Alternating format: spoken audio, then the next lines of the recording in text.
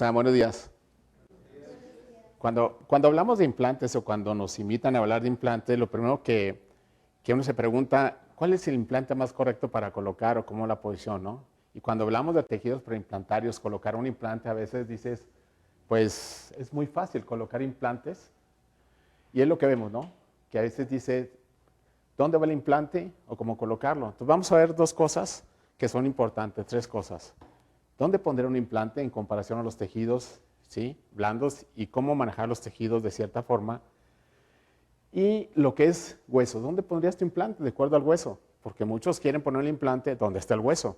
Y la otra es, ¿qué implante es el que ustedes escogerían para colocarlo, no? Y en el mercado ven muchos implantes, hay muchísimas marcas. Pero ¿cuántos tienen estudios? ¿Cuántos de los implantes tienen estudios como para nosotros empezar a decir, este es el implante que me conviene? O hemos visto también en el mercado algunos implantes que se fracturan, no voy a hablar de marcas, pero voy a hablar de una investigación que se hizo de acuerdo a muchos implantes. Y en este caso, que les digo, pues uno piensa que un implante es llegar y colocarlo, ¿no? Y sí es cierto, tiene de cierta forma una preparación que tenemos que ver desde que tú ves al paciente, desde cómo te vas a manejar, desde una historia médica, que es la parte también muy importante antes de decidir si un paciente es apto para colocar implantes. Y la otra que dicen, ¿los implantes se rechazan? Y empezamos a cuestionar también ese punto porque muchos dicen que los implantes se rechazan. Los implantes no se rechazan, ¿no? Tiene que ver también un factor biológico que haga que tenga un problema en el implante, pero también la superficie de los implantes, cómo manejarlos, cuál es el más adecuado. Y nosotros hablar de cierta forma en la colocación de un implante, cuando hablamos sobre esto, pues teníamos que ver también si en realidad el diseño que estamos colocando de un implante va de acuerdo a los tejidos, ¿no? Y si yo hablo de límites biológicos, por ejemplo, la distancia del margen gingival a la cresta ósea o del neuronoma segmental a la cresta ósea, pues esa distancia es muy importante para la colocación de los implantes. Cómo se colocan en la parte posterior y cómo se colocan en la parte anterior. Y cómo también profundizar un implante de cierta forma cuando dices, ¿dónde lo voy a colocar? Si lo voy a colocar por debajo del hueso, a nivel óseo o por arriba. Entonces por arriba no, pero a nivel óseo o por debajo. ¿Por qué lo hacen? ¿Por qué de cierta forma? ¿Quién es el que te dice que tienes que colocar un implante sumergido un poco dentro del hueso? Y ver este diagrama simplemente nos indica también estos dibujos de la unión humerocementaria, ¿sí?, y la discrepancia que hay entre uno y otro, y la unión donde empieza el hueso, la cresta ósea, donde está la raíz, ¿no? Si nos ponemos a pensar nosotros el ancho que tenemos aquí en comparación a un lateral y el ancho que empieza a partir del hueso, entonces desde ahí empezamos a comprender cuál sería el ancho ideal de un implante. Y ustedes, para entonces empezar a ver de cierta forma, tendrían que también ver los tejidos. En España, la parte más importante que hemos visto últimamente es los fenotipos de los tejidos. Tener un fenotipo grueso, porque sabemos que tenemos más inserción. Y en un diente natural, tener un fenotipo grueso te da una posibilidad, un pronóstico a largo plazo, que el diente va a tener menos problemas. Pero en implantes también tiene que ver con esto. En implantes tienes que ver que la textura, el fenotipo del paciente, la salud de los tejidos alrededor de un implante o de un diente natural es la parte importante. Y manejar la altura papilar, distancia de la cresta ósea interproximal, tiene algo que ver. Y si nosotros nos ponemos a pensar que tenemos de la unión del margen gingival a la cresta ósea una distancia, ¿cuál es la distancia? Entonces John Coyce maneja una distancia que puede ser más o menos 1. Margen gingival a la cresta ósea es en 85% de los pacientes es a 3 milímetros. ¿Y qué tiene que ver 3 milímetros? Pero también te has puesto a pensar la distancia que tienes de la cresta interproximal y qué importancia tiene la orientación protésica. Si yo tengo el margen gingival a 3 milímetros, entonces, ¿qué distancia tengo la altura de la cresta interproximal con respecto al punto de contacto? Entonces, podemos manejar varias cosas, ¿no? Y Dennis Tarnow maneja una distancia aproximada de 4.5 a 5 milímetros del punto de contacto. Esto es muy importante para que tú puedas conservar tus papilas. Pero si yo veo la distancia que tengo del margen gingival a la cresta ósea, ¿cuánto la distancia entonces que tengo a la cresta interproximal? Porque una cosa son los 3 milímetros y la otra es la distancia que tengo de hueso, una altura mayor en la cresta interproximal que puede ser 1,1.5. De ahí tendría que contar el punto de contacto para poder hacer mi rehabilitación protésica. Y fíjense, Son detalles que a veces no nos ponemos a pensar y tenemos que ver complicaciones estéticas y más en la parte anterior, ¿no? Entonces, la nueva era de la rehabilitación de los implantes orales en implantología fue introducida en el año de 1965 por el profesor Banneman.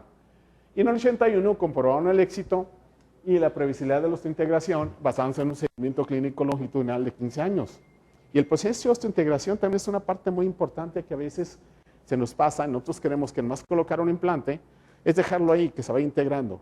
Pero la parte biológica de la osteointegración es una parte que también tenemos que comprender nosotros, porque esa parte biológica de la osteointegración es lo que nos dice en cuánto tiempo. ¿Ustedes recuerdan lo que se dice carga inmediata? El concepto de carga inmediata es mal usado, porque en realidad hay que conocer el concepto de integración para poder entonces, de cierta forma, nosotros saber cuándo aplicar una rehabilitación, ¿sí?, en forma antes o después. Y la aplicación de rehabilitaciones implantosoportadas individuales ha demostrado ser una alternativa protésica viable para rehabilitaciones con prótesis parcial fija convencional o también prótesis adhesivas o prótesis parciales adhesivas. Y cuando se involucra la llamada zona estética, que va de segundo premolar a segundo premolar. Esta es la parte que cuando colocamos un implante tenemos que hacerlo que funcione de una forma natural. Pero entonces, si de segundo premolar a segundo premolar en la parte estética, entonces mi implante, ¿dónde estará? Para poder manejar lo que se llama el surco preimplantar.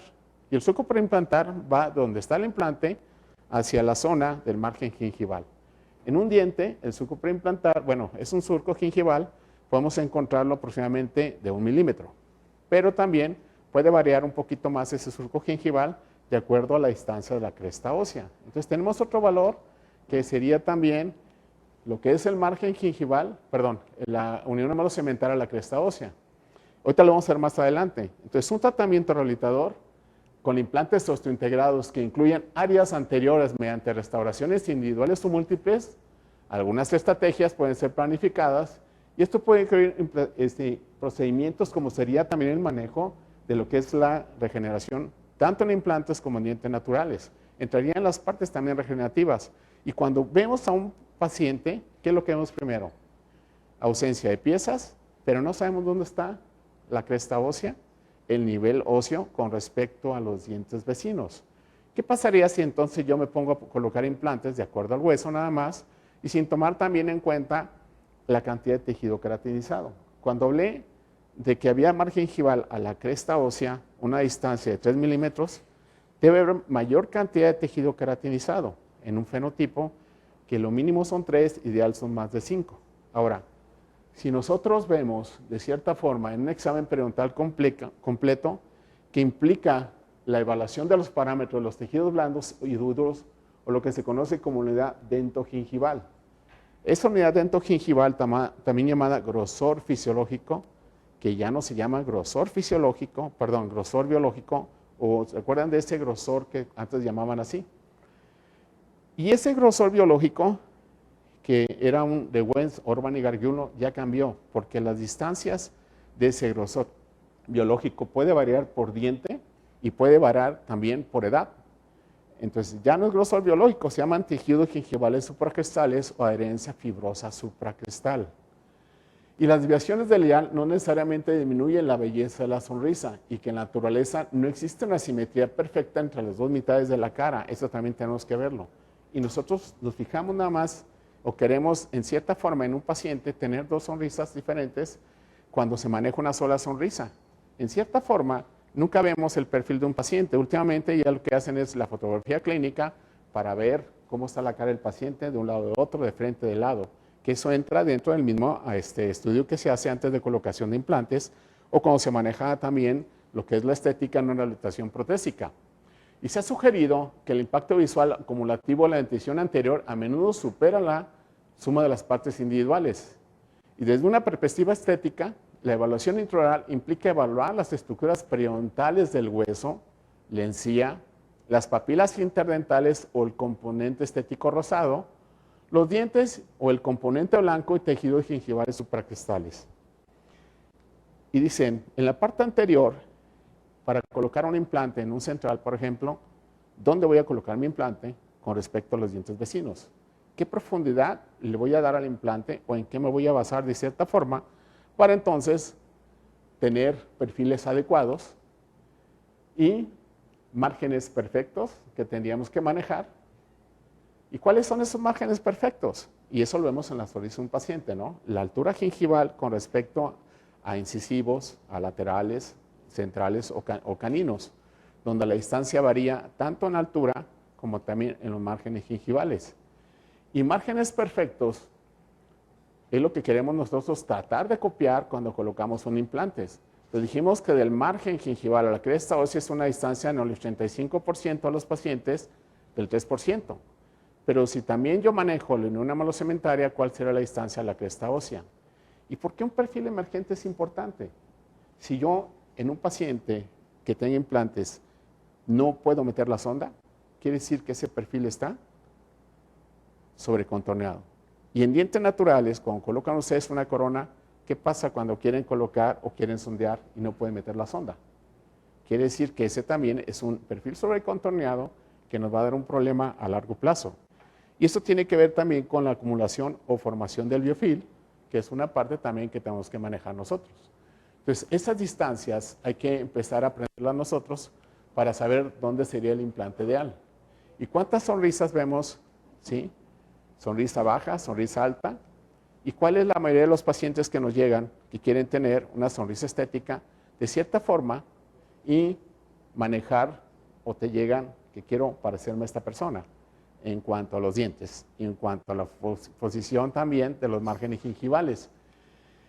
¿Y cuál es esta distancia que tendría que haber de cierta forma en mis pacientes para decidir, ¿no?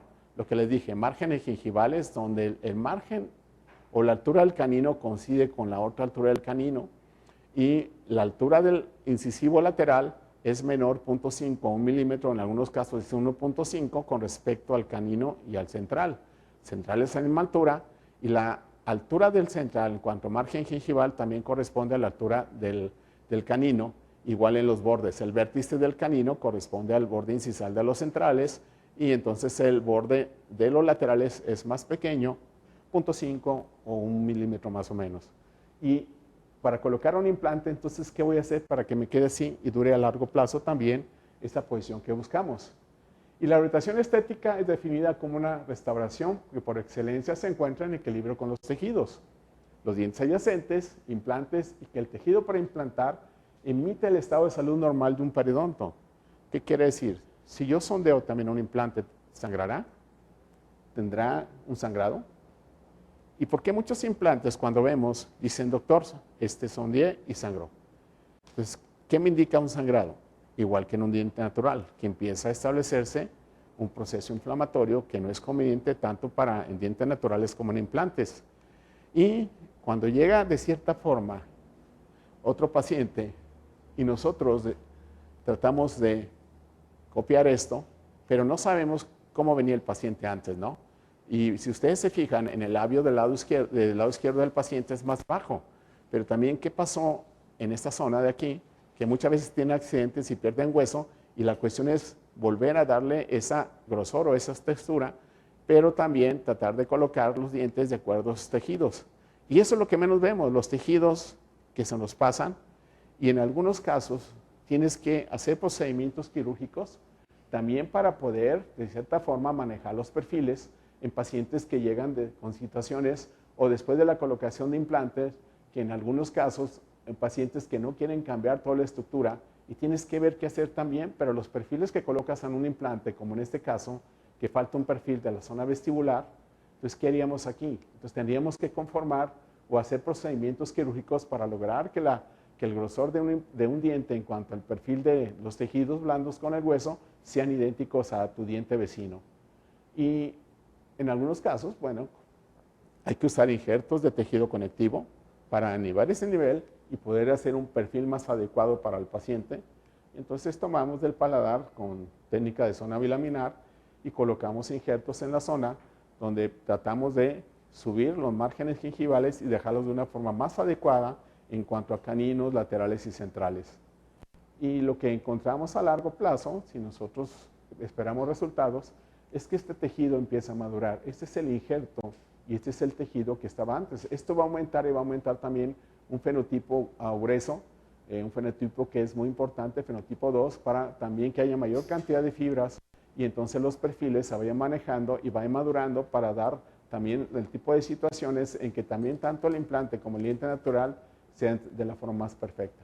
Entonces, aquí evaluamos dos cosas. Perfiles, me falta tejido, no me falta tejido, o cómo hacer que un tejido sea un fenotipo grueso.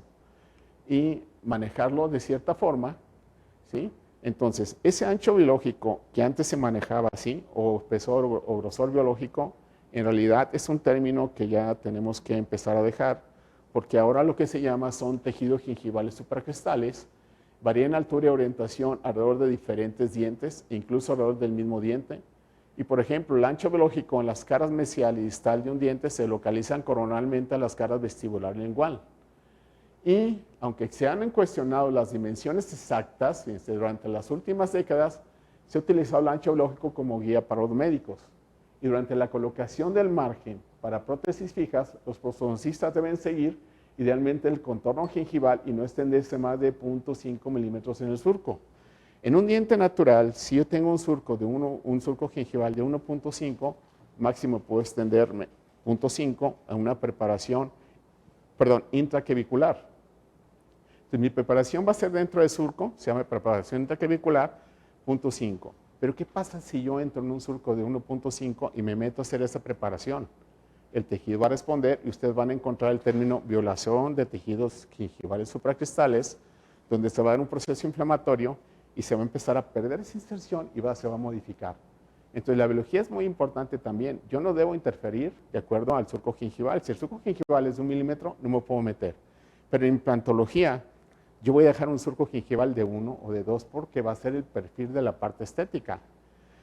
Y otra parte de inserción. Entonces, si la inserción en un diente natural, ¿sí? Lo que son tejidos gingivales supracristales y que Wen, Sorban y Gargiulo lo manejaban como una distancia aproximadamente de 2 milímetros, vamos a dejar ese promedio de 2 milímetros, 1.8, 2.5, de esa inserción que va de las fibras gingivales o tejido conectivo y el epitelio hacia la zona del diente.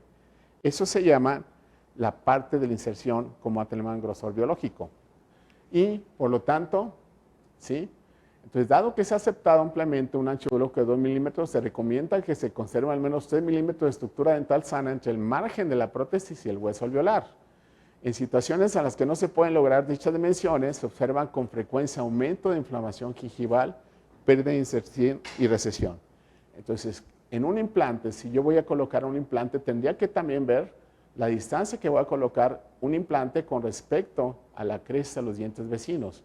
Porque si normalmente el promedio son 3 milímetros y yo coloco un implante 1 milímetro más, quiere decir que tengo 4 milímetros de tejido. ¿Me explico?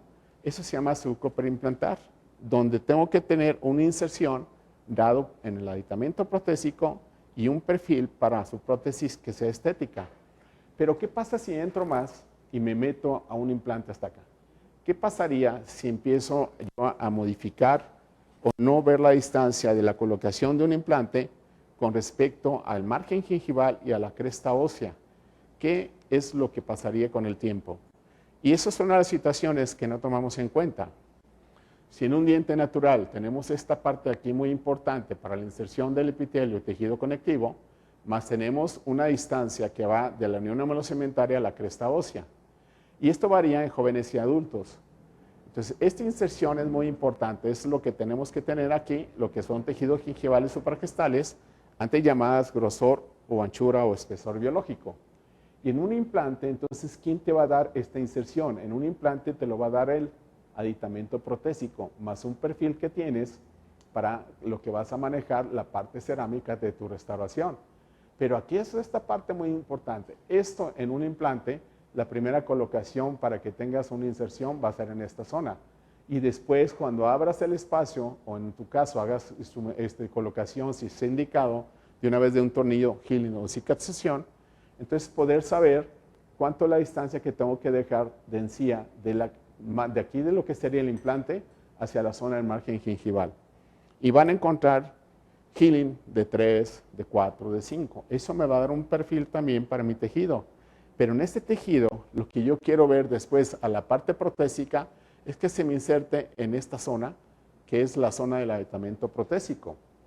Y hemos preguntado muchas veces, yo pregunto, oye, ¿cómo está tratado tu superficie en esa zona para tener una inserción de mis tejidos blandos o tejidos gingivales supracristales sobre esa zona y que se inserte ahí en el aditamento protésico?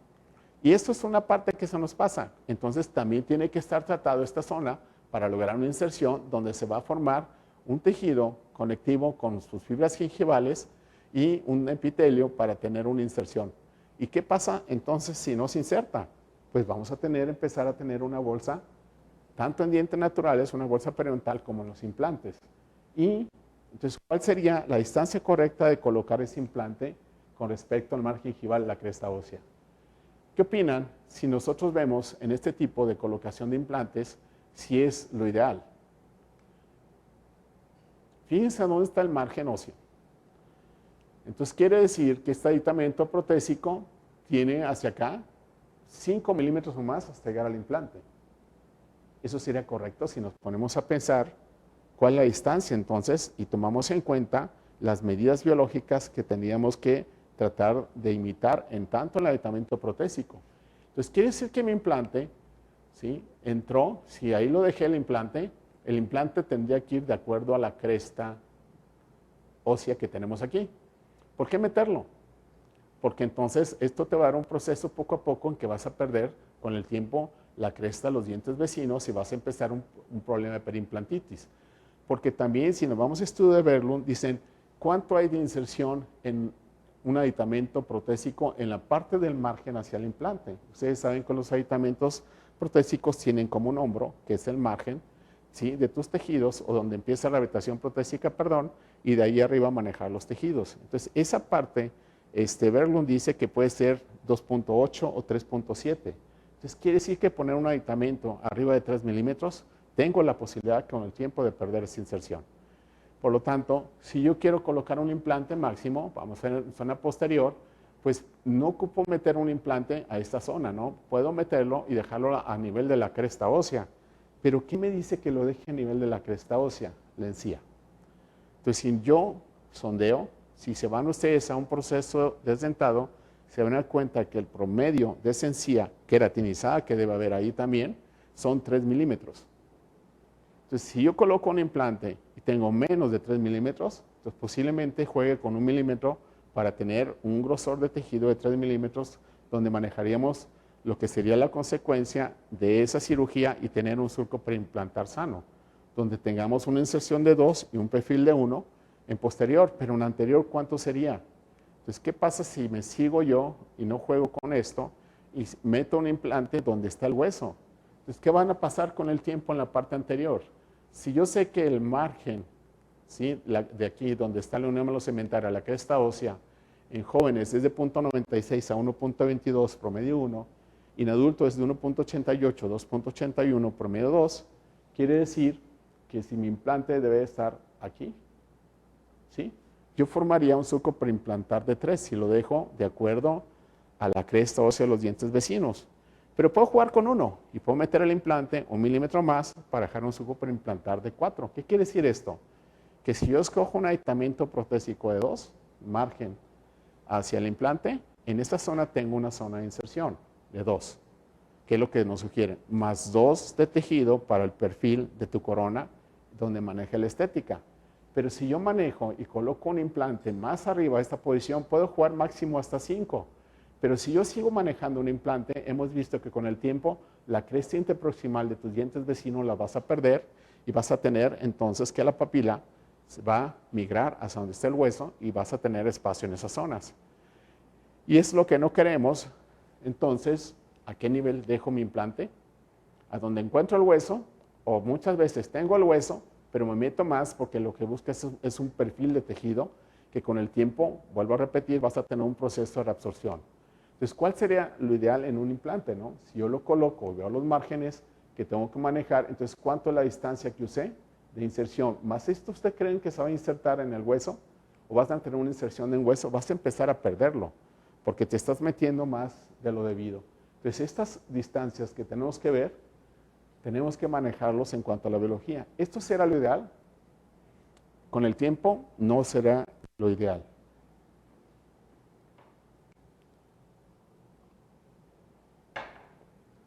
¿Qué pasa entonces si yo tengo una pérdida de hueso? Yo lo voy a colocar de acuerdo a la cresta de los dientes vecinos. ¿Qué pasa si pongo el implante hasta acá? Porque el hueso está hasta ahí. Vas a perder cresta de estos dientes. Entonces, ¿qué es lo ideal aquí? Porque muchos dicen elevo seno maxilar o mejor regenero en sentido vertical. Mejor dejamos la parte que sea lo más ideal, pero de acuerdo a estudios y tener, entonces, surcos sí, periimplantales sanos y una regeneración en la que tengas un nivel adecuado, porque si yo coloco el implante hasta acá arriba, lo que va a pasar es que vas a tener un implante con un perfil de una corona, imagínense, ¿sí? Muy alta. Entonces, todo este tipo de situaciones tendrías que empezar a manejarlas tú. Y muchos dicen, ¿por qué a veces en la parte de los segundos molares o primeros molares dejamos hasta ahí el hombro del implante? Porque también los perfiles, para tener una mejor higiene, van cambiando de acuerdo si son premolares o parte estética, de acuerdo a tu aditamento protésico. Entonces, la cuestión que estamos viendo aquí es biología de los tejidos, la cantidad de tejido queratinizado que tengamos y las márgenes de la margen gingival a la cresta ósea y también estructuras, ¿sí? ¿Cuánto tienes en realidad de un diente? ¿Cómo quieres poner tu orientación protésica? La función, la oclusión, que es también parte importante, que si no manejamos la oclusión y tenemos implantes sin manejar o tienen cierta carga de más, eso también haría que con el tiempo tú perdieras un implante y no por un problema de infección. ¿Y estética? Bueno, la estética va de acuerdo, hasta esto se llama estética, pero también de acuerdo a lo que vemos en un paciente, ¿no? Cómo hacer cambiar o cómo hacer que la estética vaya de acuerdo a tanto dientes naturales como los tejidos preimplantarios.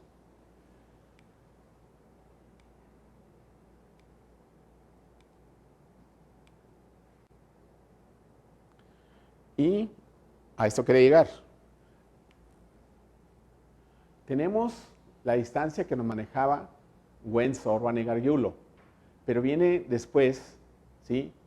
Y empiezan a ver otro tipo de distancias que hay del margen gingival a la cresta ósea, del margen gingival a tu inserción y de la inserción a la cresta ósea y de la unión hemelocementaria a la cresta ósea.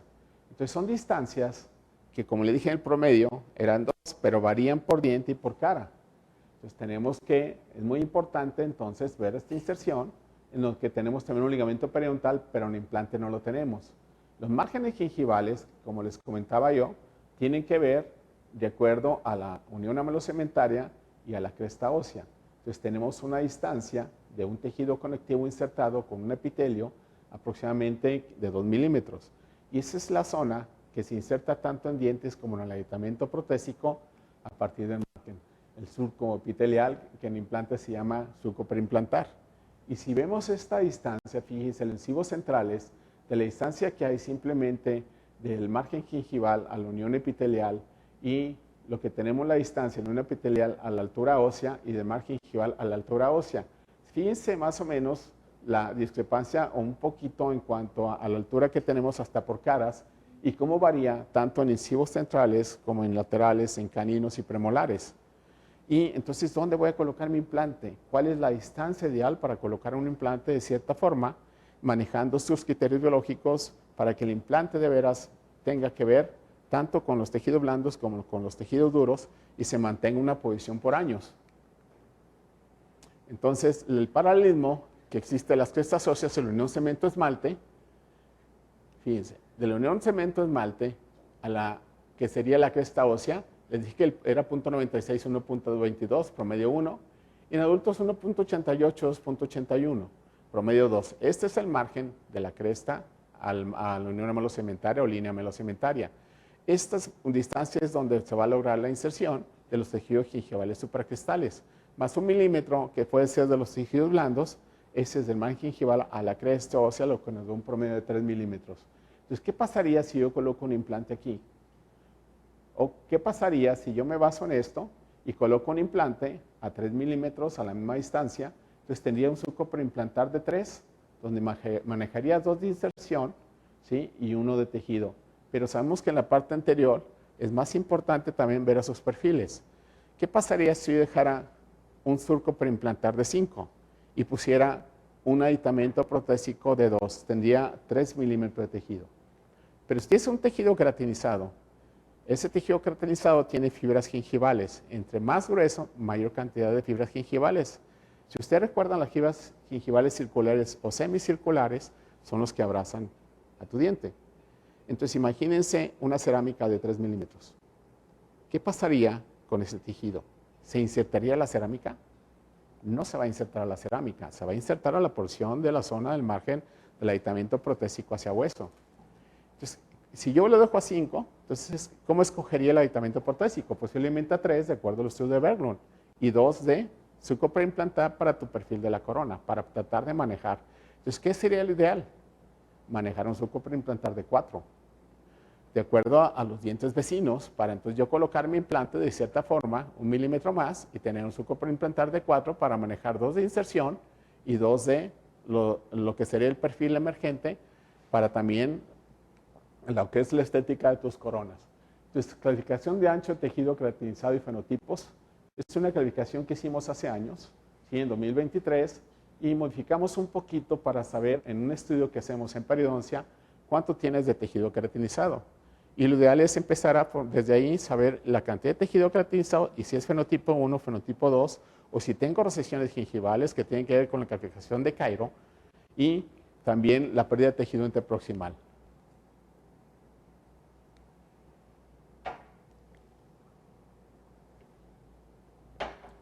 Entonces, estuvimos con el doctor Mariano Sanz y nos decía algo muy importante también, ¿no?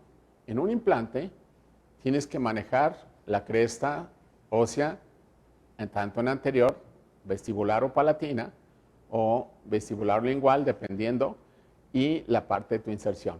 En esta inserción es del aditamento protésico. De aquí a esta zona se le llama surco preimplantar. Entonces, ¿cuánto mide tu surco preimplantar para poder yo escoger el aditamento protésico? Ahora, los aditamentos protésicos tienen que ver también con su curva o si son rectos para también la zona de inserción. Y tenemos que ver también el ancho que tienes de tejido queratinizado en tu mucosa y la unión de lo que es la línea mucogingival. Esta distancia es muy importante y lo que nosotros manejamos es tratar de tener mínimo 3, ideal más de 5, una calificación A, de tejido queratinizado. Y una inserción de aquí de esta parte a lo que es el aditamento protésico y otra, el surco preimplantar de la zona cerámica. Entonces se divide en surco preimplantar de zona cerámica y surco preimplantar de inserción sobre el aditamento protésico. Y esta distancia más manejada, si nos vamos a lo que es un diente natural, son 3, pero podemos jugar con una distancia de 4, máximo 5, pero ideal sería entonces manejar esa distancia de 4. Ahora, miren, si nosotros en función de los criterios dentarios y gingivales, la sonrisa ideal presenta algunas características peculiares tales como el nivel de la encía marginal, ¿sí? Va de acuerdo también a cada diente y a cada zona que vamos a ver o manejar nosotros. Y es muy importante saber la forma del labio superior, bordes incisales, como dijimos hace un momento, la línea superior de la encía marginal de los incisivos, centrales y caninos, la corona clínica de tus caninos o premolares y los incisivos laterales más cortos, el cenigingival. ¿Y qué es el cenigingival? Es la parte más profunda, perdón. Sí, que tenemos en un diente que va cargado a distal en incisivos centrales y caninos y en algunos casos en lateral. Pero también, si nosotros estamos manejando y hacemos una cirugía antes de empezar, yo tengo que ver la cantidad de tejido queratinizado que tengo aquí. En algunos casos quieren hacer una colocación de implantes sin manejar el tejido queratinizado, a veces sin cirugía, que también luego manejamos, sin el colgajo, perdón, para lograr también conformar tejidos y la profundidad del implante en la parte posterior.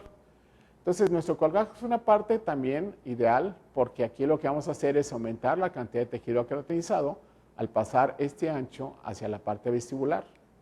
Y eso va a hacer que aumente de cierta forma y darle una mejor distancia o un aumento de tejido queratinizado alrededor de tu implante, como estamos viendo.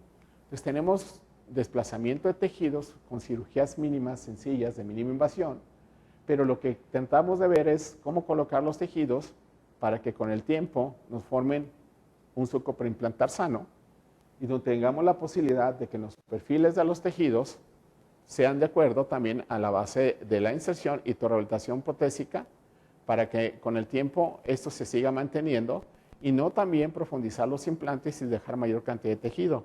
Entonces lo que hacemos es tratar de, al principio, también sondear la zona del proceso alveolar y lo ideal sería 3. Si tengo 2, a lo mejor profundizo 1 milímetro más mi implante, pero también lo que queremos es la inserción al aditamento protésico, que es lo que van a encontrar ustedes como H1, H2, H3, y entonces en perioprosto nos fijamos en estos niveles y poder también formar papilas de acuerdo a orientaciones protésicas. Veamos aquí, si yo tengo, le puse esto porque no es la marca en sí, la marca es buena, pero no vamos a manejar. Entonces yo tengo que de aquí para acá es una distancia donde va a entrar dentro de un implante, donde posiblemente ese implante es la zona de retención y sea un promedio de 2 milímetros. Pero de aquí para acá, entonces, ¿cuánto tengo para una inserción? 3, 4, 5 milímetros. Entonces quiere decir que si yo tengo 5 milímetros más 2 de encía para el perfil de la corona, van a tener que es una distancia de 7 milímetros. Y 7 milímetros quiere decir que mi implante, ¿dónde está? Entonces, ¿qué va a pasar? Vas a empezar a perder la papila poco a poco. Entonces, una cosa es en cuánto quieres tu inserción aquí. Y volvemos al estudio. Berglund dice que lo máximo son 3, 3.7. Entonces, ¿para qué quiero un aditamento protésico mayor de lo que sería el hombro hacia el implante de 3? ¿Me explico? Entonces, si yo meto más de 3, quiere decir que mi suco para implantar está muy arriba de mi implante. Y eso con el tiempo puede tener la posibilidad de perder los tejidos óseos interproximales. Entonces, tenemos que manejar también un grosor de margen gingivales de 2 milímetros hasta la porción vestibular, porque eso hace que mantenga. Y si yo coloco también un aditamento protésico o un perfil mayor y disminuyo ese grosor de tejido vestibular, con el tiempo voy a perder altura y entonces se va a mostrar tu orientación protésica o la parte de tu aditamento protésico. Y esta parte es muy importante. ¿Cuál es la distancia que tengo para colocar, de cierta forma, la zona crítica que se divide en 3 zonas para colocar esta corona con respecto al margen y esta zona de inserción con respecto a los tejidos o al suco para implantar para dejar rehabilitaciones de la forma más estética y más adecuada y biológica? Y, por lo tanto, nos vamos a que si es necesaria una determinada cantidad de tejido caracterizado para mantener la salud periodontal. ¿Es necesario? Claro que sí. Tenemos que tener una cantidad de tejido caracterizado. Entonces, ¿cómo empezaría también mi estudio? Aparte de la tomografía, ¿sí? De todos los medios que tenemos ahorita digitales para lograr ver y colocar un implante de forma virtual en una tomografía y luego empatarla con los sistemas que tenemos. Pero la cuestión es, miren, ¿es importante el tejido caracterizado? Este es un estudio de un paciente que me dio con inflamación, ¿sí? Y lo estuvimos pues monitoreando por varios años. ¿Qué va a pasar entonces si yo sé que este implante está acá? ¿Y qué pasaría en 2 años? ¿Dónde está el implante entonces? Si ustedes se dan cuenta, aparentemente la corona está bien, pero tenemos una inflamación. Y si nos vamos a 2 años, vean cómo se empieza a perder tejido. Entonces quiere decir, ¿dónde está mi implante? A este nivel. Y entonces empezó a perder hueso, pero porque mi implante está muy sumergido. Entonces el implante no se coloca donde está el hueso. El implante se debe colocar de acuerdo a la estructura de los dientes vecinos. Y si yo sé que tengo un margen gingival a que esté hacia 3, entonces mi implante va a 3 o a 1 milímetro más, que serían los 4, para tener un suco preimplantar de 4 milímetros. Entonces, ¿dónde voy a colocar mi implante? Donde me dice la biología o el manejo. Entonces, quiere decir que este implante está muy sumergido. Y hemos visto casos en los que después de hacer extracciones o colocar un implante inmediato y no manejar esos criterios, el tejido se va junto con el hueso. Y entonces tenemos defectos óseos provocados por un mal manejo de tu biología. Esto es a 2 años y vean lo que pasa a 2 años. Entonces, ¿cuál sería el implante y la colocación adecuada para un implante? Entonces, tenemos consideraciones estéticas, ¿sí? Donde tenemos que tomar en cuenta consideraciones como también la optimización de la forma y paralelismo de los dientes pilares protésicos. Reconstrucción de la encía cartilaginosa adherida para el margen de la prótesis. Optimización de la forma y volumen del hueso en relación con los pilares protésicos. Y entonces dar formas más adecuadas para mantener esa salud. Y entonces a la larga, pues tener tejidos que se mantengan durante mucho tiempo y muchos años con la altura adecuada de las papilas y con los márgenes más adecuados de los márgenes gingivales y se conserven las papilas, ¿no? Y el punto de contacto es muy importante. Si yo tengo aquí el punto de contacto, como lo manejamos al principio, quiere decir que mi hueso está aproximadamente a 5 milímetros y eso hace que se conserve la cresta interproximal. Y si yo no tengo papila interproximal, y mi cresta interproximal es normal, y yo pongo el punto de contacto a 5 y tengo ausencia, se va a empezar a formar una papila. Porque eso es lo que ves la distancia en la que se forma la papila de acuerdo a la cresta interproximal. Por eso también manejar la distancia de la cresta es muy importante. Y si nosotros vemos este surco preimplantar, vuelvo a repetir, a veces también no es el ancho, sino dónde voy a colocar mi implante. Si mi hueso está aquí, yo puedo manejar 1 milímetro más. Entonces quiere decir que voy a dejar surcos. Y la otra, lo que es la pirámide, la cresta interproximal, no se toca. Esta cresta que está aquí, de acuerdo a lo que son los espacios interproximales, recuerdan que antes decían colocar un ancho de un diámetro de un implante era muy importante. El diámetro de un implante en realidad no es importante porque el diámetro de un implante va de acuerdo a la anchura que tenemos aquí en la cresta ósea, no a la anchura que tenemos en esta zona cervical. Entonces un implante, si yo coloco y conservo esta parte, también se va a conservar la papila. Entonces los implantes van de un diámetro ya no ancho, como decían, sino ver tu tejido óseo y la distancia que vas a escoger para si es un diámetro de 3.75, en algunos casos 4.2, pero en realidad esto es lo que me dice el ancho de un implante, ¿sí? El diámetro para poder conservar mis tejidos y que con el tiempo esa zona, ¿sí? De acuerdo a lo que estamos explicando ahorita, los implantes pues tengan esta consistencia después de muchos años. Y los tejidos que nosotros manejamos de cierta forma, pues hay que pasarlos a la biología y saber dónde colocar, ¿sí? Y manejar esos tejidos para que nuestra erosión protésica se mantenga en ese momento y por años con la altura de la papila, ¿sí? De una forma adecuada y ya después vean la calidad de los tejidos queratinizados y siempre hay que estar monitoreando a mínimo cada 6 meses. Entonces, ¿el implante dónde va? Si ponemos que a 2 milímetros hay una inserción, como les dije, entonces mi implante va también de acuerdo a la cresta del diente vecino. Y como dijimos, puede ser a 3 o 1 milímetro más para tener 2 de inserción y 2 de tu tejido. Pero si yo coloco un implante más ancho con respecto al diámetro, que sí que este perfil de una restauración protésica lo vas a modificar y vas a empezar a tener que tu papila se va a empezar a retraer porque también el hueso se va a empezar a perder. Entonces es muy importante también que maneje los diámetros de los implantes y más cuando son vecinos y la distancia entre uno y otro. ¿Y cuál sería entonces el posicionamiento apical? ¿Sí? Si yo manejo de 4 a 5 milímetros para acá, esta parte, ¿sí? Muy importante no exceder 1 milímetro de la cresta ósea, máximo 2 milímetros de la cresta ósea, donde tendrías de 4 a 5 milímetros. Pero entonces, si ya pongo un posicionamiento también incisal sin tomar en cuenta, quiere decir que no vas a tener un surco preimplantar y tu corona se va a venir a hacer una corona chaparrita, o vas a tener con el tiempo una pérdida porque manejaste un implante a nivel de la unión amilocementaria cuando no manejaste el implante a nivel de la cresta del diente vecino. Y esto es lo que queremos lograr, ¿sí? Pero ¿qué pasa entonces si ustedes colocan implantes y los dejan más profundos? ¿Qué pasaría con el tiempo cuando lo que nosotros dijimos, y en esto se demuestra, si el implante está más profundizado y no manejo la inserción de mi tejido sobre el aditamento protésico? En años. Voy a empezar a perder tejidos. Ahora, si tomamos en cuenta esto, ¿sí?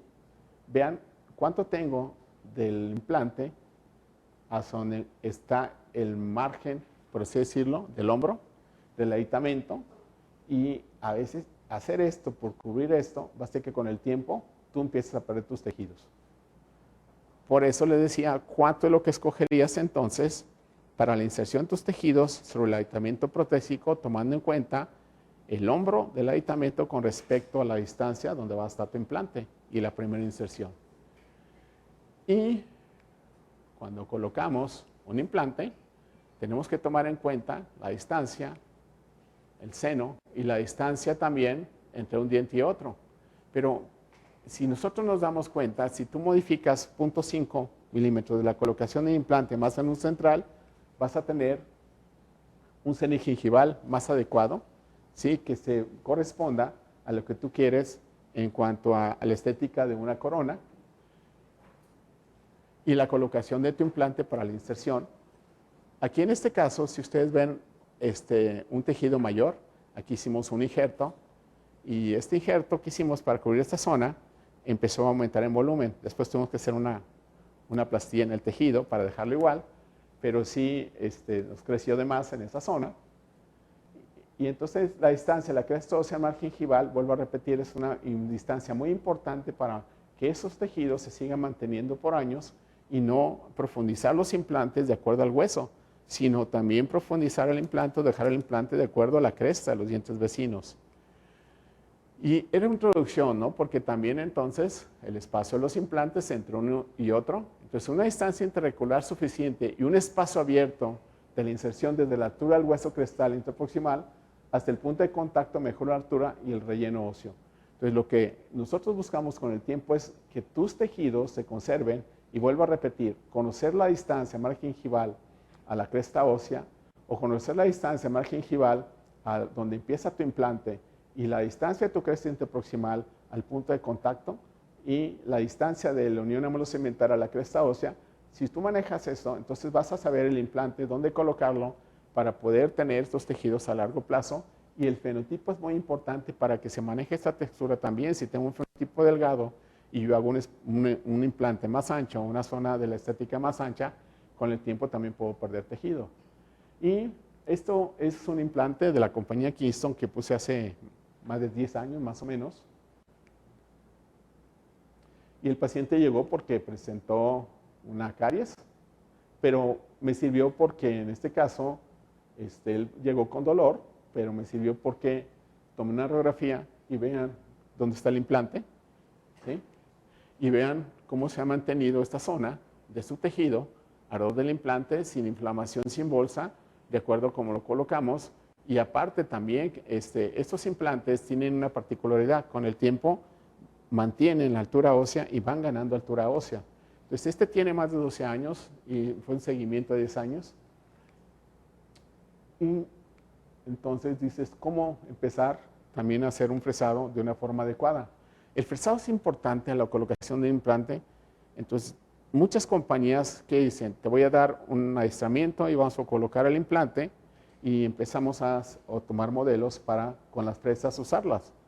Pero también, si yo uso una fresa y meto un implante a fuerzas, ¿qué pasaría en la zona donde está la cresta ósea? ¿Qué pasaría con tu cresta ósea y qué pasaría con el grosor de ese hueso cortical en comparación a cuando tienes este tipo de hueso donde tienes hueso medular también? Y sabemos que colocar un implante por presión en la zona para que tengas estabilidad primaria es un concepto que no es adecuado. La estabilidad primaria, al colocar un implante, no está en la zona de la cortical. Ahí tienes una estabilidad que es secundaria, pero la estabilidad primaria te lo va a dar la zona de los 7 milímetros donde colocas el implante. Y si yo manejo la parte de ahí y coloco y meto un implante a fuerzas y hago una presión o una compresión demasiado en la zona cortical cervical, lo que va a pasar es que voy a empezar a perder hueso por la misma presión de un implante. Entonces, el fresado es también parte y cada uno tiene su técnica, ¿sí? Entonces, en este caso, lo que vamos a hacer es, se está formando un tejido y sabemos que aquí falta tejido queratinizado, pero se está madurando. Este es un paciente donde hicieron una extracción y tenemos buena cantidad de soporte óseo. Hacemos la primera línea que sería dónde colocar el implante, la distancia ideal que nos lo da también la guía quirúrgica y dónde está la posición también en relación a los dientes de la cresta, los dientes vecinos. Por lo tanto, pues es muy fácil manejar y decir, ya lo hice, aquí está, ¿no? Pero en realidad, cómo sería un fresado de acuerdo a marcas. ¿Y qué es lo que han visto ustedes? Cuando colocan un diámetro de una fresa, un diámetro otra fresa, vas de menos a más colocando el implante. Pero en algunos casos no te dicen cómo manejar la zona de la cresta, ¿sí?, de hueso en comparación a un implante y cómo evitar una compresión en esa zona. Entonces vamos a irnos un poquito a lo que sería la secuencia de fresado. Y esta parte de aquí, vuelvo a repetir, lo que tenemos que manejar para a la hora también que estas zonas no tengan una reabsorción tanto de la tabla vestibular, porque tanto la tabla lingual o palatina, porque ese fresado de más o esa compresión en hueso va a hacer que posiblemente yo tenga una pérdida. Entonces, ¿cómo escoger un implante? ¿Cómo lo escogerían? ¿Cuál sería el implante ideal? Tenemos de hexágono interno y cónicos. Entonces, ¿cuál sería el implante que escogería? Y te pones a pensar en la retención interna, pero también tenemos que empezar a pensar también en la parte de los aditamentos protésicos o tornillos de esticación para tener también un perfil de tejido mayor. Y esta parte de aquí es muy importante, ¿no? Esta parte de aquí es la primera zona de inserción de nuestros tejidos con respecto a lo que después, si colocamos un tornillo tapa o un tornillo, o un healing, para tener los perfiles desde el principio. Entonces, la zona de inserción inicial es esta parte. ¿Qué pasaría entonces si se pierde esa zona o no tenemos una zona de inserción? Van a empezar a tener un proceso de reabsorción y van a empezar a perder hueso. Entonces, ¿cuál sería el nivel ideal también de colocar un implante? Tenemos implantes pasivos, ¿sí?, implantes biológicos y otros implantes que son más de corte, son implantes un poquito más agresivos, son implantes de zona activa. Entonces, ¿cuál escogerían ustedes también en cuanto a esto? ¿Y cuál sería la forma o el diseño también que tenemos que hacer y tener una combinación óptima para entonces tener una compresión ósea menor, ¿sí?, una mayor estabilidad inicial, variación de diseño para diferentes niveles de compromiso óseo y estabilidad? Ustedes saben que tenemos 4 tipos de huesos. Hueso 1, muy compacto en la zona anterior. Hueso 2, pero con mayor cantidad también de hueso medular, duro. Hueso 3 y hueso 4. Entonces, un implante también va de acuerdo a la densidad de cada hueso y cómo es que escogemos un implante entonces. Y tenemos que la estabilidad, ¿sí?, inicial de un implante o la estabilidad primaria es desde los primeros 7 milímetros. Pero, ¿qué pasa si este implante se empieza a abrir y hago una compresión? Entonces, va a tener reabsorción en las paredes y va a tardar más tiempo en que esto se integre en la zona aquí porque va a tener un proceso de reabsorción y posteriormente un proceso otra vez de formación de hueso y por lo tanto va a tardar más. Pero si desde el principio manejo esta estabilidad desde aquí, con la estabilidad primaria y la estabilidad también pues, que te va a dar aquí en esta zona, entonces voy a tener que ese proceso de esta integración va a ser más rápida, va a ser mayor. Y fíjense, hemos visto también que algunas vienen implantes en sobrecitos o vienen implantes de cierta forma que en el mercado se manejan o por qué puedes perder o por qué puedes inflamarse un implante. Y este estudio es muy bueno, ¿no? Me lo prestó el doctor Wilson Lemes, el doctor brasileño que tiene que ver con eso. Me dice, Mario, aquí te voy a mandar un análisis de 120 implantes para que veas la superficie de los implantes y veas entonces cuál es el implante o cómo escogería un implante en el mercado. Entonces, no manejas una sola superficie en cuanto a Palton, sino manejas también otras más compañías y por qué a veces te puede fallar un implante. Y la parte importante también es la biología, se puede decir, que tienes el cuerpo del implante para saber cómo está hecho ese cuerpo y también ustedes saben que tiene una microtopografía los implantes en el cuerpo. Pero ¿cuál es la microtopografía ideal en este caso? ¿O cómo sabemos si se hizo una forma correcta o si no está contaminado? Entonces, algunos implantes, de acuerdo a este estudio, el manejo estuvo mal hecho y en algunos casos tienen que ver con tu respuesta inflamatoria al colocar un implante y con un posible proceso de perimplantitis o fibrointegración, perdón. Y en el dinámico campo de la odontología, entonces la innovación y la diversidad de materiales para implantes han marcado la pauta en la búsqueda de mejores resultados clínicos. Cuando empecé a colocar implantes de la compañía Keystone, que fue hace más de 10 años, estuvimos también en Las Vegas con el doctor Denis Tarno, Mariano Pollack y otros de la compañía, y estamos viendo que la compañía tiene varios tipos de implantes. Uno es el Genesis, que es un implante muy bueno, la marca premium en Estados Unidos, pero que no, de cierta forma, pues el costo del implante tenía que ver con eso. Pero tenemos Prima y tenemos Paltom. Y ahora, entonces, ¿cuántos años tienen? Desgraciadamente se fueron y volvieron a regresar. Que bueno, aquí otra vez la compañía Paltom me dio la oportunidad de volver a retomar la parte de la compañía Keystone, porque lo que hemos visto en cuanto a su investigación que tiene y la investigación de los implantes con respecto a otros implantes también que hemos visto que tienen muy buena comercialización, pero se fracturan.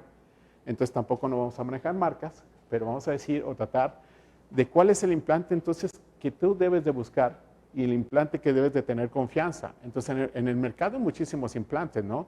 Hay muchísimas marcas. Entonces, ¿cuál sería el más ideal? Y nunca nos fijamos o nunca preguntamos en realidad cómo es la superficie de un implante y cómo funciona. Y también cómo es que se sellan los implantes, cómo se esterilizan, cómo se envasan, porque también eso tiene que ver con que un implante no tenga problemas. Entonces, esta constante evolución de los sistemas implantológicos junto con el surgimiento de nuevos materiales y tecnología de tratamiento superficial plantea desafíos tanto para la investigación como para la práctica cotidiana. Y me llamó mucho, gracias al doctor Wilson, que me hizo el favor de pasarme este estudio. Tras la finalización de este estudio, se han examinado mediante microscopía electrónica de barrido, fíjense, un total de 120 sistemas diferentes de 83 proveedores en 16 países, duplicando el número de sistemas de implantes analizados por el Comité de Calidad de Investigación de British EDI desde el primer estudio en 2008. Hay otro estudio del 2002 donde también ahí vimos la calidad de los implantes, pero vamos al más actual. Y los implantes dentales son parte integral del arsenal terapéutico de las clínicas odontológicas contemporáneas. Y gracias a su excelente tasa de éxito se han convertido en la alternativa de tratamiento establecido a nivel mundial a las soluciones puramente protésicas para una prótesis dental. Y aquí tenemos que ver algo, ¿no? Y con la variedad de sistemas de implantes disponibles, cada vez es más difícil para el dentista elegir el sistema adecuado para su clínica y sus pacientes. Las topografías superficiales específicas, las propiedades del material que promueven la integración o los tratamientos superficiales se destacan a menudo en la publicidad como ventajas significativas que distinguen a un sistema determinado de sus numerosos competidores. ¿Y cuántos competidores tenemos? Muchísimos. Pero también hay que ver los que se fabrican tanto en Europa como en la zona de Estados Unidos. Y según la Asociación de Fabricantes Dentales Alemanes, actualmente hay más de 1.300 sistemas de implantes diferentes disponibles en todo el mundo. Solo en el norte de Italia probablemente hay un centenar de microempresas que fabrican implantes, principalmente para dentistas regionales. Sin embargo, aunque solo una fracción, concretamente 120 de todos los sistemas de implantes disponibles en Europa, pudieron incluirse en este estudio. Y esto representa las marcas o los principales proveedores de implantes más importantes. Si yo me traigo toda la tabla que me mandaron, pues no terminaríamos en cuanto a esto, pero sí, de este estudio, pues vamos a sacar lo que es la parte más importante. Y en caso de entonces, ¿acaso a los implantólogos no nos interesa la calidad de los sistemas que utilizamos? ¿Qué piensan? La calidad de los sistemas que utilizamos, entonces, ¿cuáles son? No es la comercialización de un implante, sino es la calidad de un implante lo que tenemos que ver nosotros. ¿No podemos evaluar los resultados de este estudio? ¿Acaso algunos fabricantes tienen que protegernos de los estudios científicos porque de todos modos no podemos interpretarlos correctamente? Entonces, un grupo internacional dirigido por la Facultad de Odontología de la Universidad de Ginebra emprendió en 2010 la encomiable tarea de caracterizar, clasificar y codificar los implantes dentales, el llamado estándar de identificación de la superficie de los implantes. Cuando vean ISIS, es un estándar de identificación de la superficie de los implantes, y esto que podría facilitar la futura introducción de una posible norma ISO para implantes dentales. Entonces, ¿quién tiene norma ISO? ¿Quién tiene, aparte del permiso de COFEPRIS también, que es otra de las partes, Y diversos procesos de producción contribuyen en última instancia a la calidad del producto, la propia producción, las etapas de limpieza, la manipulación posterior a la producción, es decir, el control de calidad, los procesos de envasado y esterilización y el propio envasado, ¿no? Fíjense, procesos de envasado y esterilización. Ahora, si nosotros, una característica sorprendente de este estudio ha sido la gran variedad de envases estériles que en ocasiones se esfuerzan considerablemente para evitar cualquier tipo de contacto del implante con el envase. Entonces quiere decir también que cuando vemos un estuche y el implante está pegado con lo que tienes alrededor, no es adecuado esa forma. Un implante debe estar libre de un contacto de cualquier material en ese envase. Y eso es lo que vieron en muchas compañías de implantes. Varios implantes del estudio que no experimentaron, los implantes se entregaron en envases sin contacto, pero en bolsas de polietileno selladas blandas, presentaron diversas cantidades de contaminantes orgánicos o residuos plásticos, dependiendo de la rugosidad de superficie. Entonces, cuidado cuando llegue un implante en una bolsita, o cuidado cuando alguien dice que los envasa de cierta forma y que vienen estériles, porque ya también un implante debe tener un control de calidad. Y cuando estamos hablando entonces, a veces, ¿por qué pierdes un implante? ¿Por qué lo perdiste de cierta forma, no? ¿Por qué se perdió ese implante? Porque tuvo periimplantitis. Entonces, ¿qué pasa cuando una superficie de un implante se contamina? ¿O por qué en este caso, ¿sí?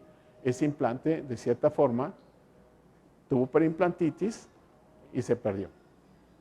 Quitar un implante no es tan fácil. Quiere decir que no había hueso, ¿me explicó? Está un proceso de fibrointegración y pérdida ósea. Pero también tiene que ver la parte protésica. Bueno, aquí tenemos que formar tejido queratinizado, porque si se dan cuenta, este paciente no tenía tejido queratinizado y por lo tanto empezó una bolsa. Hicimos un estudio hace años de 38 implantes con periimplantitis, de los cuales los 38 implantes con periimplantitis no tenían encía queratinizada y presentaban bolsas que después terminaron en periimplantitis. Y en este paciente, aparte de, bueno, hacemos un colágeno desplazado para formar tejido queratinizado, y lo que notamos aquí también es una cosa, muchas veces mandan coronas selladas, pero del lado contrario están sobre el implante, ¿se dan cuenta? La corona provocó un proceso inflamatorio en esta zona, entonces muchas coronas también tienen que ver con el sellado. La corona va hasta aquí, donde es el hombro, se puede decir, del aditamento protésico, y no hasta aquí. Entonces, en este caso también tuvo que ver la orientación protésica. Pero existen informes en la literatura que indican que estos contaminantes orgánicos se asocian con la pérdida prematura del implante o con la periimplantitis. Entonces, ver estos casos de periimplantitis, donde también nosotros podemos regenerar, si en cierta forma se puede, las periimplantitis en pacientes que presentan esos problemas y muchos con la orientación protésica. Y fíjense, hallazgos inesperados de residuos inorgánicos incluyeron, además de las partículas de hierro, cobre y cromo también, describen en la primera parte del informe áreas más grandes con partículas intermitentes de cromo, níquel y acero de 4 a 30 micras de tamaño en uno de los implantes estudiados. La imagen de contraste del material, ¿sí? ya se las había presentado como una estructura sorprendente, brillante y bien definidas. Estas partículas metálicas podrían haberse originado como impurezas del material arenado o como residuos de abrasión de las herramientas del corte que se usan para el implante, que posteriormente se incrustaron en la superficie del implante hasta el punto que la limpieza no pudo eliminarlas. Entonces quiere decir que a veces la superficie del implante ya vienen contaminados por la forma del manejo que se hicieron de acuerdo a las compañías. Y se realizaron 3 análisis puntuales como parte del análisis elemental cualitativo y cuantitativo, además las partículas de acero de cromo níquel, que no deben de estar en la zona aquí del implante.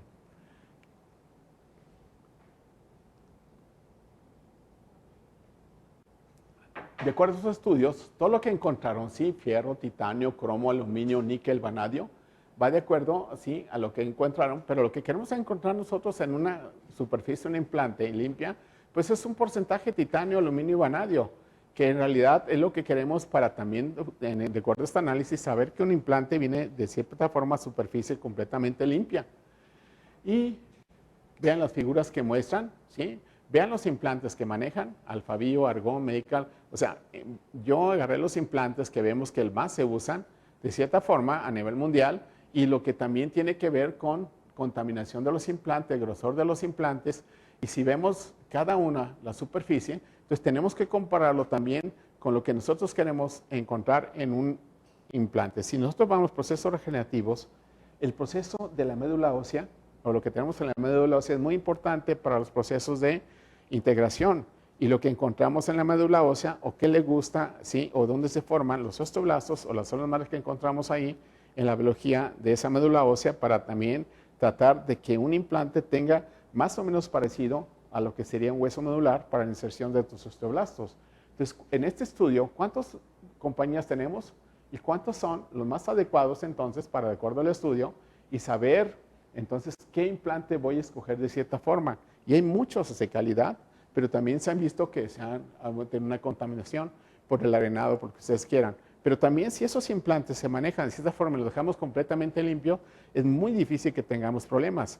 ¿Qué pasaría entonces si yo coloco un implante limpio? Entonces el que va a llegar va a ser el osteoblasto. Pero ¿qué pasaría si yo coloco un implante de cierta forma contaminado? El que va a llegar no es el osteoblasto, va a llegar el monocito macrófago. El monocito macrófago sabemos que se presenta en todos los procesos de inflamación, tanto en dientes naturales como implantes. Entonces va a haber un proceso inflamatorio que posiblemente intervenga en el proceso de osteointegración. Y a lo mejor el implante lo vas a colocar y va a tener estabilidad primaria, pero a los 3-4 semanas o un poco más, vas a notar que ese implante no se está integrando y tiene que ver con la superficie. Y todo porque las partículas, sí, tienen que ver mucho, entonces cómo usas y cómo también haces que el implante esté completamente limpio o libre de esos elementos que se usan para hacer el sandblasteado, para darle esa microtopografía a los implantes. Y el tamaño de la partícula, ¿no? Y aquí vemos algo, ¿no? Entonces, Palto ha decidido limpiar sistemáticamente, sus productos con agua ultra pura, cuya producción es bastante cara en comparación con el agua desmineralizada convencional y que por lo demás se utiliza principalmente en la industria de semiconductores. Los análisis XPS de la superficie de los implantes así limpiados no muestran trazas de azufre, el silicio, zinc ni cloro, ni impurezas inorgánicas que se encuentran con frecuencia en los análisis SP de las superficies arenadas y grabadas con ácido de los implantes de otros fabricantes investigados en 2014, durante la preparación de las correspondientes tarjetas de identificación. Cuando entonces yo empecé a poner implantes hace 10, 12 años de la compañía Keystone y empecé a ver los resultados que tenía, no imaginaba también después este estudio posterior que tenía que ver con la limpieza de la superficie. Entonces los Palton también, así como otras marcas, también están hechos para tener el bombardeo de partículas de óxido de aluminio, de partículas de vanadio y todo eso, pero el implante es grado 5. Es otra de las cosas. El implante Palton es de titanio grado 5 y tiene una particularidad. Me gustó porque ahora este implante también tiene mayor cantidad de vanadio, que es lo que se usa mucho en uso médico, ¿sí? Entonces el proceso es muy difícil que falle, a menos que sea más bien consecuencia de lo que estamos haciendo nosotros en el manejo de la secuencia de la colocación del implante y no manejar también lo que sería el hueso o los tejidos blandos preimplantares. Y si vamos a ver la superficie del implante, yo escogí, si se dan cuenta, cómo está limpia, pero puse una contraparte de uno de los implantes que también son muy buenos a nivel mundial en Estados Unidos y tanto en Europa, que es el BioHorizon, y en Estados Unidos, en Europa se llama CanLab. Y es lo que vimos, ¿no? Y limitaciones de la resolución del microscopía electrónica de barrido, o qué bien, qué tan limpio lo desea. Y si lo comparamos con la superficie del BioHorizon o CanLab, vean, es una superficie parecida y la calidad también del CanLab, del BioHorizon, es comparable o compatible con lo que sería el Palton. Por eso es que también puse una, ¿sí? Para ver también una diferencia entre uno de los mejores implantes y en comparación con Palton que tenemos, ¿no? Entonces, ¿cuál es lo que tenemos que ver? Que un implante también, a la hora que ustedes vengan y lo vayan a tomar, pues tenga un sellado, pero no tenga contacto a los lados para poderlo sacar de cierta forma. Y sabemos que este implante no está contaminado, el Paltop, en la forma de que tengamos partículas por ahí que interfieran en ese proceso de osteointegración. Por lo tanto, la secuencia de empresado de un hueso de 1, de 2, de 3, ¿sí? Y de 4, en cuanto a la densidad, pues tiene que ver también cuál implante escogemos, cómo esterilizamos también las fresas, ¿sí? El kit que tenemos, ¿sí? Y fíjense, una parte importante, ¿no? Tenemos las fresas de inicio, pero también tenemos una secuencia de fresado. Si este es, por ejemplo, un implante de 3, pues vamos a empezar así y luego llegar hasta 3 con este. Pero también de acuerdo al hueso, cuánto es lo que vamos a meter cada fresa de cada uno. Entonces tenemos grosor de 2, 2.4, y si yo quiero colocar, por ejemplo, un 3.75, pues me voy a ir así, así, así, a llegar aquí, 3.75, y esta es una fresa llenadora, entonces va por colores la colocación, pero ¿cuál sería la secuencia ideal? Y la colocación entonces de estos implantes. Y tenemos que un implante con D1, cuando nosotros vamos a colocar el implante, tenemos que seguir la secuencia de fresado. Pero si yo, por ejemplo, voy a poner un 4.2, la última fresa, ¿sí?, que voy a colocar, que sería el 4.2, que en algunas compañías dices, no pongas o no llegues hasta el diámetro igual de la fresa, porque te va a quedar flojo. De cierta forma, una fresa antes se hace y se coloca la longitud, pero cuando vas a llegar al 4.2, por ejemplo, de esto, tú vas a meter tu fresa de 4.2 en un hueso 1 o 2, 6 milímetros nada más de tu fresa. Eso te va a conformar la parte de arriba para no hacer compresión en tu hueso en la parte cortical. Y la estabilidad la vas a tener abajo. Y la otra es que ya tienes el implante de acuerdo al diámetro. Y la otra es que en la parte también tienes una conformadora que se mete una o dos líneas para evitar esa compresión de hueso en la zona cervical. Entonces, de acuerdo a los implantes que tenemos que ver, la secuencia de fresado varía si es hueso 1, 2, 3 o 4. Si es un hueso 3 o 4 en la parte superior, no voy a seguir la secuencia normal de la colocación de un implante, de acuerdo a la indicación, y en este caso la fresa sí entra hasta abajo en un hueso tipo 3 o tipo 4, diferente al manejo de un hueso de tipo 1 o tipo 2, para que no tengas que meterlo a la fuerza, ¿sí? Porque también hay un estudio que dice que si yo coloco un implante y lo meto a la fuerza, le estoy quitando parte del titanio del implante. Y en unos casos se ha encontrado que esas partículas mínimas que soltaste viajan y se han encontrado en algunos cáncer. Fíjense. Entonces, un implante debe colocarse de forma pasiva, sí ajustado, con estabilidad primaria, pero no meterlo a fuerzas. Por eso la secuencia de fresado es muy importante de acuerdo a cada compañía. Y entonces nosotros medimos primero el tejido. Vamos a ver un ejemplo, la guía quirúrgica, que también, bueno, ya después entraríamos a la fase de lo que sería ya las computarizadas, guiadas, etcétera, ¿no? Pero lo que hacemos es primero medir el tejido, vamos viendo la secuencia, ¿sí?, de inicio con nuestra guía quirúrgica. ¿Sí? Marcamos que sea de acuerdo a la posición adecuada y después vamos siguiendo con la secuencia de la fresa de 2 para después tomar, ¿sí?, con el pin de paralización la distancia adecuada y no estar en estructuras anatómicas, pero también ver si estamos en buena posición con respecto a los dientes vecinos.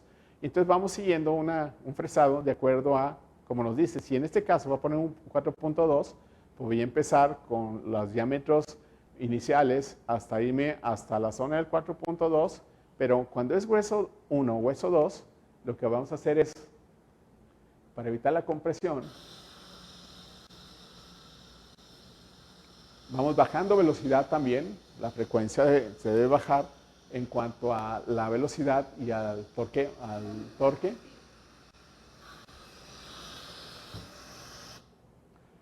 Y entonces, este implante ya lo voy a meter nada más a 6. En la última, en un hueso tipo 1 o 2, voy a meterlo a 6. Esta parte nada más. Y esta parte que ven aquí, se mete hasta una raya que es lo que va a hacer conformar la parte cervical del implante, porque este implante es biológico, ¿no? Y lo que les digo, ¿no? Este es un transportador del implante, donde no toca la parte de dentro, y lo que vamos a hacer es llevarlo de cierta forma, y cuando vemos que ya entró, pues hasta cierta distancia, podemos utilizar una velocidad de 10 o con torque de 30, 35 en algunos casos, pero puede ser una velocidad de 20 también, de acuerdo a su aparato de implantes, y en algunos casos terminar de forma manual. Esto tiene una particularidad, tiene un rack aquí, ¿sí?, que se inserta en tu mismo transportador del implante que usaste en el aparato o con el contraángulo. Entonces lo quitas, lo pones aquí y se adapta a una llave de torque para colocar el implante de la forma adecuada y dejarlo en la posición que nosotros queremos. Y esto también se maneja por torque. Y en este caso pusimos un tornillo tapa cuando podía haber puesto un tornillo de sección. En algunos casos lo hacemos así porque el paciente viaja y no queremos que haya por ahí un proceso. Entonces, la colocación y extracción resultado a un mes y de días, pues tiene que ver también nosotros cómo manejamos los tejidos. Y de cierta forma, como les dije, ¿no? Los implantes, entre más limpios también está la superficie, el manejo que hagamos nosotros y más de una forma en que también tenemos que tener medidas de precaución en cuanto a esterilización y todo en nuestro consultorio y no contaminar la zona quirúrgica. Por lo tanto, tenemos las llaves, ¿sí? Y lo que les dije, ¿no? Esta es una fotografía que tomé de la doctora Juliana Rosenthal, donde vemos que con el tiempo, en unos estudios que hicieron, va ganando en esta zona este hueso en lugar de estarlo perdiendo, como en algunos otros implantes. Y también, muy importante que ustedes a la colocación de implante vean que el aditamento protésico llegue y selle completamente, así como los tornillos de cicatrización y la forma, ¿no? Y la otra, que también me hizo pensar en la calidad del implante y en la calidad de la compañía, es que las fresas que se hacen para la colocación de los implantes están hechas en Alemania. Entonces, el filo se conserva más tiempo y también sabemos que el acero alemán es uno de los mejores aceros a nivel mundial y por lo tanto también me da esa confianza para que estas fresas, sabemos que duran un tiempo también, pero sabemos que tienen un corte que no se va a perder. Y pues la compañía de Palton maneja varios tipos de implantes y sabemos que cada zona tiene una particularidad, ¿sí? Para poder nosotros saber que este implante de cierta forma tenga una inserción, algunos que son de 0.5 o 0.8 esta zona para la inserción de los tejidos, pero si comparamos este anillo que tenemos aquí para esa inserción, más la parte de los implantes que vamos a usar, si es de hexágono interno o de cónico y la forma de los implantes. Entonces, ¿cuál es el implante que usaríamos? Va de acuerdo también a lo que pensamos. Pero también vienen ya lo que es pues, la tecnología, ¿no? Colocación de implantes con scan body y lo que se usa, ¿no? Para poco a poco también ver la posición y nuestra rehabilitación protésica y lo que vamos a escoger en cuanto ya a las tecnologías. Pero eso es otro punto, nomás puse esto como ejemplo de lo que hacemos y entonces la cuestión aquí es que esto va evolucionando, va haciendo más cosas y el sistema también de Palton también maneja un sistema de cirugía guiada y una biblioteca que podemos bajar también. Pero la parte importante es cuál implante escogerías, ¿no? Y hasta qué, de cierta forma, queremos que un implante me dure durante muchos años o tenga la certeza y confianza de que el implante que estoy escogiendo, en comparación a otros implantes, me dé, aunque sin hablar mal de otros implantes que sabemos que son buenos, pero también sabemos que no se fracturan, que es muy difícil que lo pierda y muchas veces cuando perdemos un implante es porque también no manejamos la biología y eso también nos da, de cierta forma, que un implante, si yo manejo todo esto, hueso, tejidos, un implante dure muchísimos años, ¿no? Y tengamos la confianza de lo que estamos haciendo, pues sea de la forma más adecuada. Pues creo que hasta aquí es muy poco el tiempo, pero sabemos que podemos hablar de muchas más cosas y más resultados a los años. Me pasé un poco, pero muchísimas gracias y si tienen alguna pregunta, con toda confianza.